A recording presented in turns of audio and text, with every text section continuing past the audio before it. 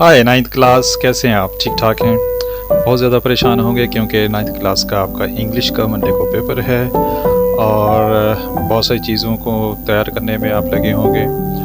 ज़ाहिर बात है, सिलेबस भी बहुत ज़्यादा है। तो इस सिलेबस में जहाँ parts of speech, narration, active voice, passive voice और बाकी सारी चीज़ें इंपॉर्टेंट हैं, वहाँ पर फिगर्स ऑफ स्पीच भी बहुत इंपॉर्टेंट है।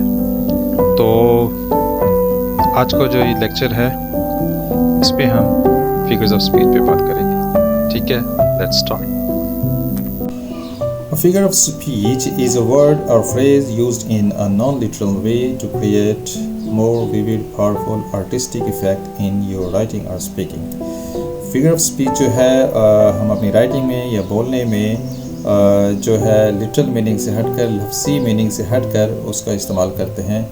मतलब उसका लफ्ज़ी मीनिंग तो कुछ और होता है, लेकिन उसको उसके यूज़ के हिसाब से, उसके कॉन्टेक्स्ट के या सियाक़-ओ-सबाक़ के लिहाज से हम उसका मीनिंग कुछ और लेंगे।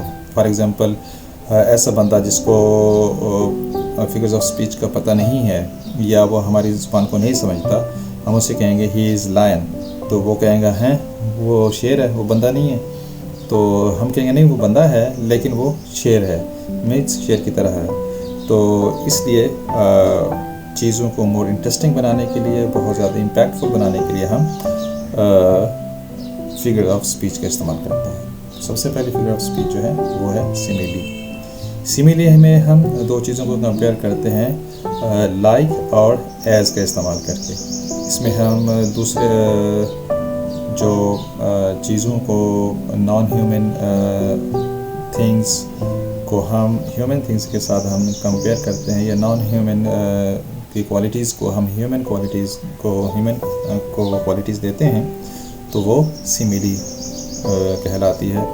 जैसे कि he is as brave as a lion. तो सिमिली में हम कंपेयर करते वक्त एज या लाइक का इस्तेमाल करते हैं। He is as brave as a lion, या हम यूँ भी कह सकते हैं he is brave like a lion.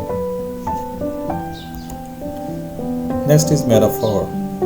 अच्छा, इसके प्रोनाउंसिएशन को ज़रा नोटिस कीजिएगा कि हम जैसे नॉर्मली मेटाफोर कहते हैं, तो लेकिन इसकी जो प्रोनाउंसिएशन है, it's not metaphor, it's metaphor. Simile और मेटाफोर दोनों एक ही चीज़ें हैं। इसमें सिर्फ फ़र्क ये है कि उसमें लाइक, सिमिली में लाइक और एज का इस्तेमाल होता है, और मेटाफोर में लाइक और एज का इस्तेमाल नहीं होता। दोनों जो है नॉन ह्यूमन थिंग्स की, जो नॉन ह्यूमन क्वालिटीज़ जो होती हैं, वो ह्यूमन क्वालिटीज़ के साथ कंपेयर करते हैं। जैसे कि हमने कह दिया कि टाइम इज़ मनी, तो टाइम जो है ये असल में मनी अलग चीज़ है, टाइम अलग चीज़ है।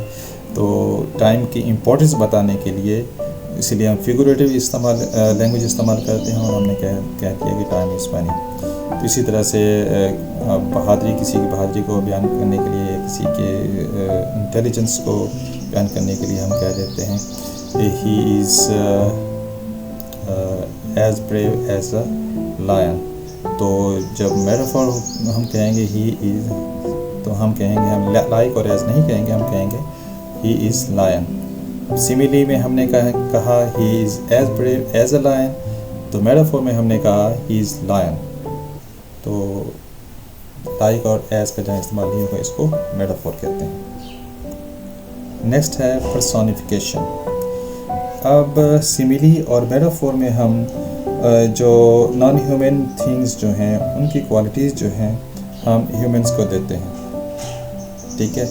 और पर्सोनिफिकेशन में जो है हम इंसानों की जो क्वालिटीज़ जो हैं, ह्यूमन क्वालिटीज़ जो हैं, वो हम नॉन ह्यूमन चीज़ों को हम देते हैं। जैसे कि the sun smile down on us, सूरज हमारे ऊपर हंसा। तो अब सूरज, अगर लिटरल मीनिंग हम देखें तो सूरज, ये गलत है, सूरज हमारे ऊपर हंस तो नहीं सकता। तो हंसने की जो क्वालिटी है वो इंसानों में होती है।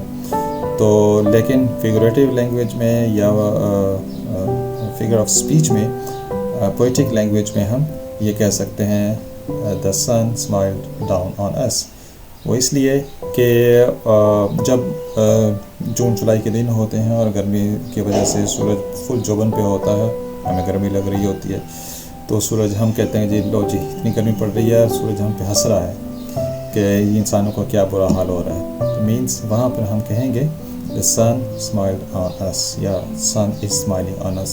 इनफैक्ट सन जो है उसमें ये क्वालिटी तो नहीं है कि हंसे, लेकिन हम ये क्वालिटी इंसानों में होती है, तो वही क्वालिटी हम उनको देने के लिए उसको हम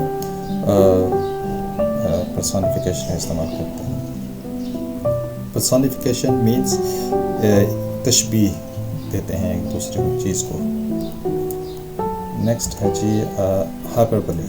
हाइपरबोली, इसको हम हाइपरबोल बोलते हैं। हाइपरबोल एक्चुअली नहीं है, इसकी प्रोनाउंसिएशन को आप नोटिस कीजिएगा, नीचे मैंने इसकी प्रोनाउंसिएशन डिस्क्रिप्शन दी हुई है, तो इसको कहेंगे हम हाइपरबोली। हाइपरबोली लफ्ज़ को हम गौर से देखें तो वहाँ भी हम पता चल जाएगा हाइपर कर देते हैं हम किसी चीज़ को, तो एक्सेजरेट कर देते हैं, ओवर स्टेटमेंट हम करते हैं किसी बात को।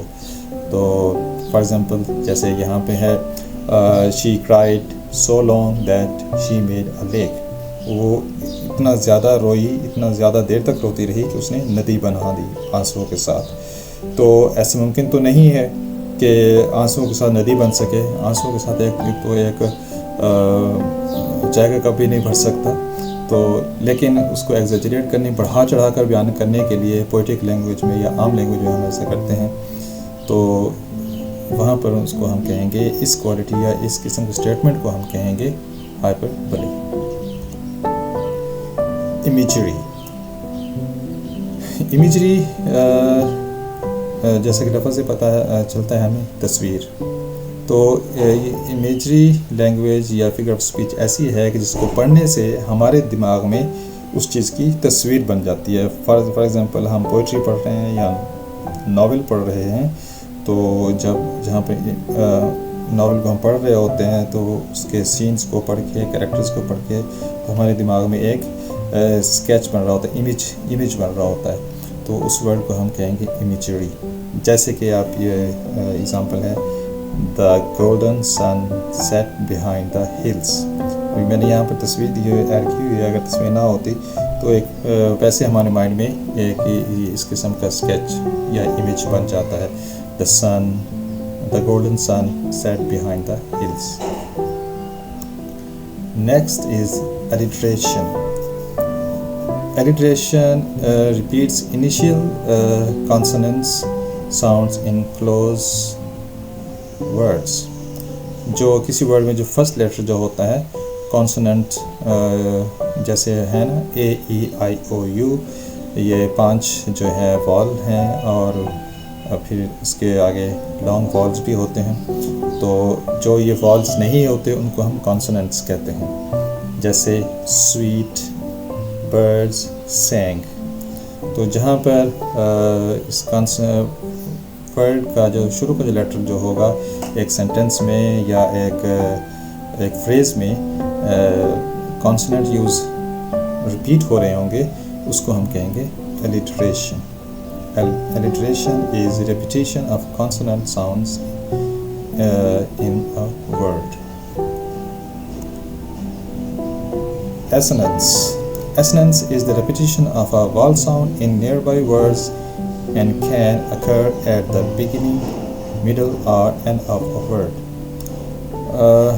अब जो alliteration था उसमें consonant sounds जो words जो थे, letters जो थे वो ऐड थे, और assonance जो है इसमें vowel words ऐड होते हैं। वो जो है alliteration में उसका जो पहला लेटर जो होता है वो कॉन्सोनेंट होता है, और एसोनेंस में इसमें पहला लेटर तो नहीं होता, लेकिन इसका पहला लेटर में नहीं होगा, वर्ड के एंड में भी हो सकता है, वर्ड का दरमियान में भी हो सकता है। जैसे we keep the keys in the green jeep. अब ये रेड जो मैंने हाईलाइट किए हुए हैं इनको हम वॉल साउंड कहते हैं। तो जहाँ एक वर्ड में वॉल बार बार रिपीट हो रहा होगा एक फ्रेज में या एक सेंटेंस में, तो उसको हम एसोनेंस कहेंगे।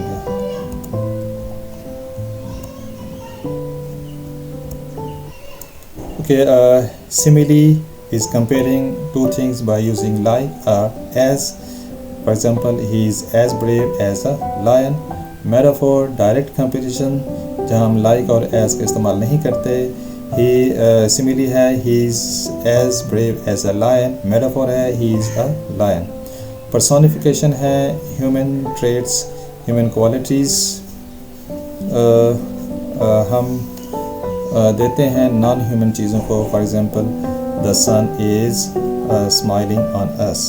हाइपरबली इज़ एग्जेजरेशन, बढ़ाना चढ़ाना, किसी बात को हम बढ़ा चढ़ा कर बयान करते हैं. जैसे she cried so long that she made a lake. Alliteration, initial sound जो है वो कॉन्सोनेंट्स होंगे वर्ड में. एक फ्रेज में, सेंटेंस में, एक सेंटेंस में जो वर्ड्स जो होंगे उनको हम कहेंगे में जो लेटर्स जो होंगे, फर्स्ट लेटर्स जो इनिशियल कॉन्सोनेंट्स होंगे तो उसे हम अलिटरेशन कहते हैं. और जहाँ वॉल होंगे उसको हम एसोनेंस कहते हैं. So this was the lesson of the day, figures of speech. अगर आपको ये लेसन अच्छा लगा हो तो लाइक कीजिए, सब्सक्राइब कीजिए और अपना कमेंट भी दीजिए कि मज़ीद हम अपने लेक्चर में कितनी बेहतरी ला सकते हैं. और मैं ये जानना चाहूँगा कि क्या मुझे उर्दू लैंग्वेज में ये चीज़ें एक्सप्लेन करनी चाहिए या इंग्लिश लैंग्वेज में एक्सप्लेन करनी चाहिए. तो प्लीज़ इसके मतलब भी कमेंट दीजिएगा. और नेक्स्ट वीडियो में हम इंशाअल्लाह पार्ट्स ऑफ स्पीच पर बात करेंगे. Take care and good luck for your exams.